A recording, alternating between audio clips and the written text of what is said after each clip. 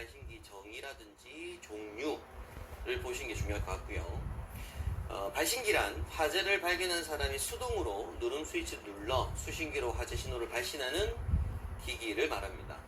자, 종류는 P형하고 T형하고 M형이 있다라고 하는데 저희는 P형을 써요. 그래서 P형이 이제 푸시 버튼형의 P형입니다.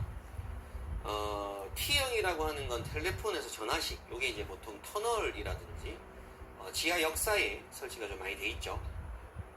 M형이라고 하는 건 M형 수신기용 발신기를 말해요. 그래서 관공서에 설치되는 방식을 말합니다. 자, 이 P형 발신기는 다시 또 P형 1급과 P형 2급으로 구분을 하는데, 넘겨보시면 P형 발신기는 1급과 2급으로 나뉘며 통상 발신기 표시 등 경종이 하나의 함에 들어있다. 우리가 PBL 세트라고 해요. 푸시 버튼이라고 하는 부분이 이제 P고요. 경종이 벨, B고요. 램프입니다. 램프에 L 해서 PBL 세트라고 합니다. 자, P형 1급 발신기는 요걸 발신기라고 하는 거고요.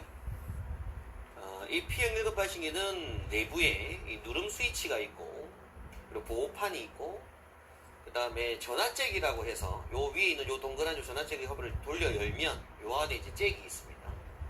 그리고 요 누름 버튼 위쪽에 조그마한 램프가 하나 있거든요. 응답 램프라고 하는 게 설치가 되어 있습니다. 그래서 지난 첫 시간에 요걸 발신 눌렀을 때 수신기에 보게 되면 화재등, 지구 표시등과 응답등이 뜬다라고 말씀드렸잖아요.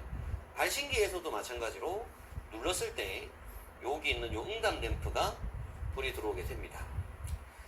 내부 구조를 보게 되면 이런 개념이에요.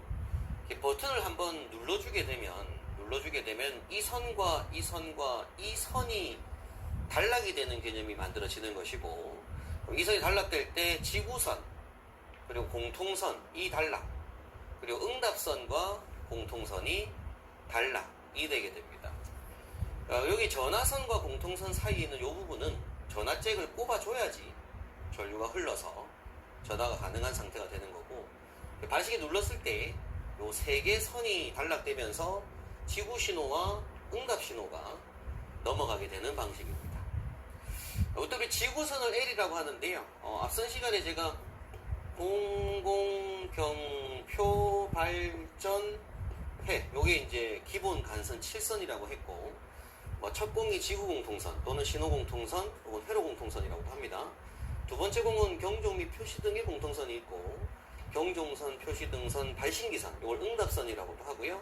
전화선, 그리고 마지막 회로선. 회로선은 또 신호선, 지구선이라고도 합니다. 이 공통이 커먼이라고 해서 이제 C라는 기호를 써요. C. 경종이라고 하는 게 벨, 표시등이라고 하는 요걸 우리가 이제 P로 표현합니다. 여기서 표시등이 이제 P로 표현을 하고 있고요.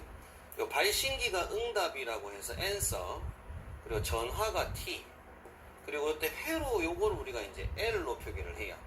라인이라고 합니다. 라인. 그래서 지금 보시는 지구선이 L, 공통선이 C, 전화선이 T, 응답선이 A, answer란 뜻이죠. 이렇게 해서 표기를 해요. 요거 표기법도 한번 잠깐 설명드리고, 요게 같은 그림입니다. 지금 요건. 그래서 이제 필요한 이 발신기에 필요한 선로가 응답선, 지구선, 전화선, 공통선이 필요하다라는 거죠.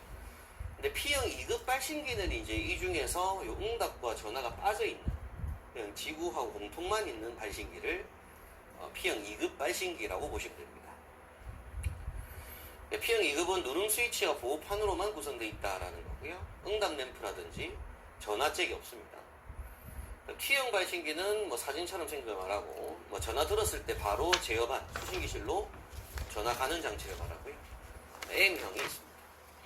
중요한 건 P형 1급은 기본 4선, P형 2급은 2선으로 구성되어 있다는 걸 다시 한번 설명한 거고요. 그럼 이 발신기는 이제 수동으로 전달하는 거잖아요. 발신기 설치 기준에 보게 되면 다음 기준에 따라 설치해야 한다라고 합니다. 조작이 쉬운 장소에 설치하고, 스위치는 바다로부터 0.8m 이상 1.5m 이하 높이에 설치할 것, 그리고 층마다 설치하되 해당 특정 소방부적 앞으로부터 하나의 발신기까지의 수평거리는 25m 이하가 되도록 할 것이라고 하죠. 음향장치의 수평거리와 동일하게 뭐 비상경보섭이 또 공부하셨지만 일단 발신기 수평거리는 그 발신기 위치로부터 반지름 25m로 이렇게 원을 그려서 건물 평면도가 내접할 수 있도록 할 것.